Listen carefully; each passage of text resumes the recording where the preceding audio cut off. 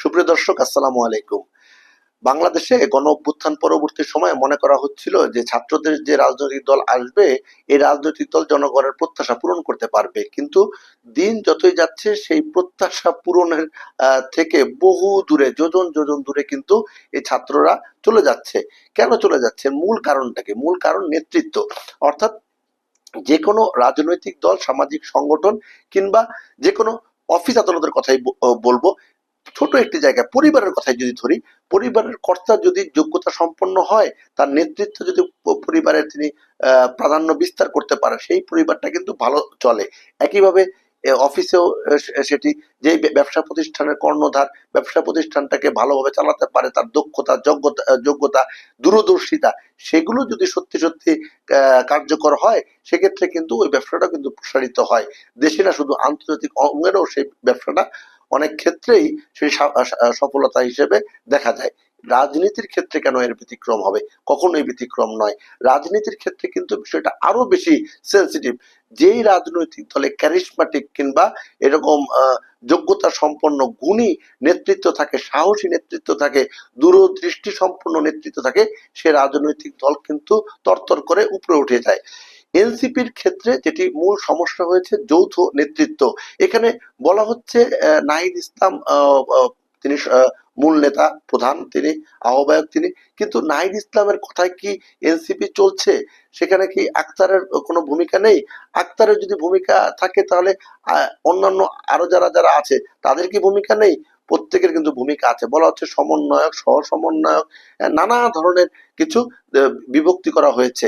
এই যে বিভক্ত করার কারণে কিন্তু একক নেতৃত্ব প্রতিষ্ঠিত হয়নি নতুন রাজনৈতিক দল জাতীয় নাগরিক পার্টি এনসিপিতে। ফলে কিন্তু সাধারণ মানুষ যেই আশা নিয়েছিল যে বাংলাদেশে সম্ভবত বিএনপি এবং আওয়ামী লীগের বাইরে তৃতীয় কোনো ধারা প্রবর্তিত হতে যাচ্ছে, সেই আশা কিন্তু এখন পর্যন্ত আলোর মুখ দেখতে পারেনি। এবং এটি যে আলোর মুখ দেখবে না, সেটি কিন্তু এই মুহূর্তে বলাই যায়। কারণ এরই মধ্যে আসিফ মাহমুদের পিএস মোয়াজ্জেম হোসেনকে, স্বাস্থ্য উপদেষ্টার এপিএস কে, কমিশন বাণিজ্যের অভিযোগে এনসিপির নেতা গাজী সালাউদ্দিন তানভীরকে অব্যাহতি দেওয়া হয়েছে। কেন? অর্থাৎ এই যে ছাত্রদের প্রতিনিধিরা বিভিন্ন জায়গায় নেতৃত্ব দিচ্ছেন, তারা কিন্তু এরই মধ্যে নিজেদেরকে কলঙ্কিত করেছে। আপনি বলবেন সবাই করেছে? না, সবাই করেনি। বিএনপির ক্ষেত্রে, আওয়ামী লীগের ক্ষেত্রে, জামাতের ক্ষেত্রে কিংবা অন্যান্য রাজনৈতিক দলের ক্ষেত্রে আপনি যখন একজনের ভুলকে পুরো দলের ভুল হিসেবে দেখেন, এনসিপির ক্ষেত্রে কেন নয়? এনসিপির ক্ষেত্রে অবশ্যই সেটি আরো বেশি অনুবীক্ষণ যন্ত্র দিয়ে দেখা হচ্ছে। কেন দেখা হচ্ছে?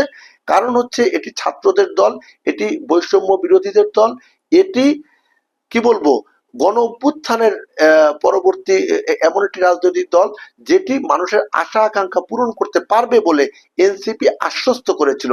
এনসিপি নেতারা কিন্তু শুরুতে বলেছিল যে তারা এরদোয়ানের বিষয়টি ফলো করছে, তারা পাকিস্তানের ইমরান খানের বিষয়টি ফলো করছে, এমনকি ভারতের আম আদমি পার্টির কেজরিওয়াল, অরবিন্দ কেজরিওয়ালের বিষয়টি তারা ফলো করছে। তো সেই ফলোর কোনো নমুনা কিন্তু আমরা এখন পর্যন্ত বাস্তবায়িত হতে দেখছি না।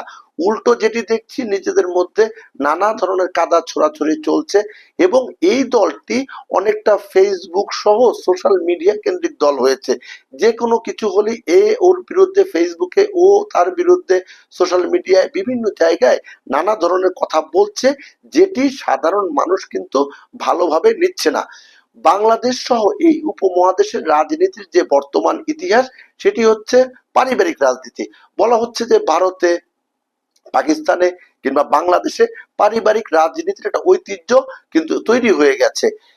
বাবার পরে ছেলে, ছেলের পরে নাতি, কয়েকটা প্রজন্ম কিন্তু রাজনীতিতে নেতৃত্ব দিচ্ছেন। অনেকে এই বিষয়টি হয়তো ভালোভাবে নিচ্ছেন না যে কেন পারিবারিক রাজনীতি হবে।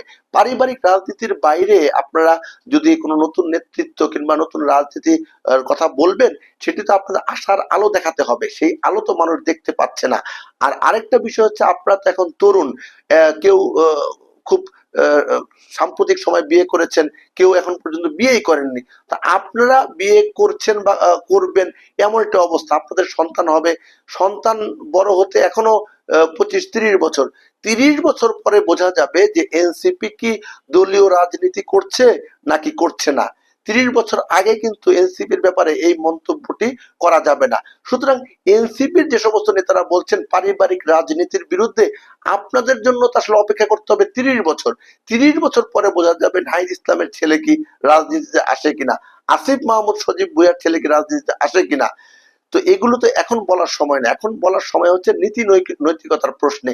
নীতি নৈতিকতার প্রশ্নে এনসিপি কি তাদের যে মানদণ্ড রয়েছে, ন্যায়ের যে মানদণ্ড, সেই মানদণ্ড সঠিকভাবে অতিক্রম করতে পারছে কিনা, সেটি কিন্তু মূল দেখার বিষয়।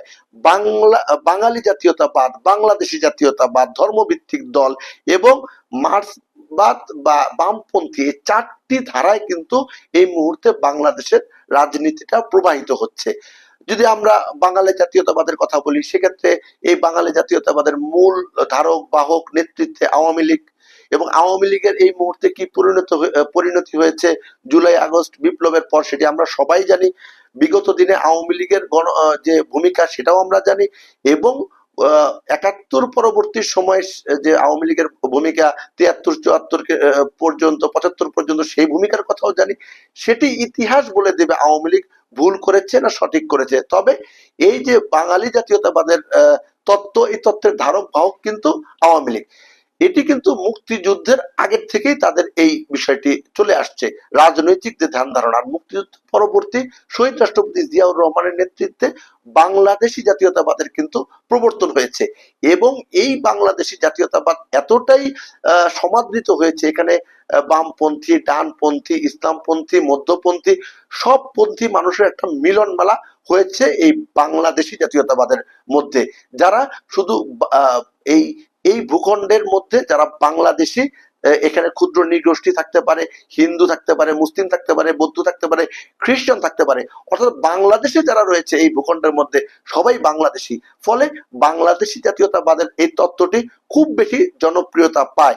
যদিও বিগত 15 থেকে 17 বছর এই দলটি তাদের সাংগঠনিক কার্যক্রম সেভাবে করতে পারেনি। তারা তো মূলত রাজনৈতিক মামলা, হয়রানি থেকে শুরু করে গুম, খুন, নির্যাতন এবং প্রতিবাদ প্রতিরোধের মধ্যে তাদের বেশি সময় গেছে। এখন সামনের দিনে এই বাংলাদেশি জাতীয়তাবাদের বিষয়টি, শহীদ রাষ্ট্রপতি জিয়াউর রহমান প্রবর্তিত এই বিষয়টি কতটা জনপ্রিয় হয়, এমনিতে জনপ্রিয়, সামনের দিনে এটা কোন উচ্চতায় যায়, সেটা কিন্তু এটা দেখার বিষয়। আর ইসলামপন্থী, এটা যদি বলি, ইসলামপন্থী হিসেবে কিন্তু নেতৃত্বে মূলত জামাত। এখানে কিন্তু এটা খুব মজার বিষয় হচ্ছে, জামাতের নেতৃত্বে ইসলামপন্থীরা সবাই কিন্তু ঐক্যবদ্ধ না। ইসলামপন্থীদের মধ্যে নানা ভাগ কিন্তু এখানে আছে, নানা ভাগ আছে। মূলত যারা জামাত বিরোধী তারা এক ভাগ, তারাও একটা ইসলামপন্থী দল। আবার অনেক আছে জামাতপন্থী, কিন্তু তারা আবার ভিন্ন মতাদর্শে বিশ্বাস করে, তারা একটা ভাগ। বিভিন্ন ভাগে বিভক্ত হয়ে কিন্তু ইসলামপন্থীরা, তারা কিন্তু মূল বিষয়টি শুধু ইসলামপন্থীরা না, শুধু ধর্মভিত্তিক, কিন্তু হিন্দু ধর্মভিত্তিকও কিন্তু রাজনৈতিক দল রয়েছে। একইভাবে মার্ক্সবাদ, যেটা বামপন্থী দল, সেটার সিপিবি যদিও নেতৃত্ব রয়েছে, এছাড়া অনেক বামপন্থী সংগঠন রয়েছে, তারাও কিন্তু এই বামপন্থী রাজনীতিটাকে তারা নেতৃত্ব দিচ্ছেন, তারা সামনের দিকে এগিয়ে নিয়ে যাচ্ছেন, এবং মার্ক্সবাদের যে তত্ত্ব, সেগুলো তারা সাধারণ মানুষের কাছে প্রচার করছেন।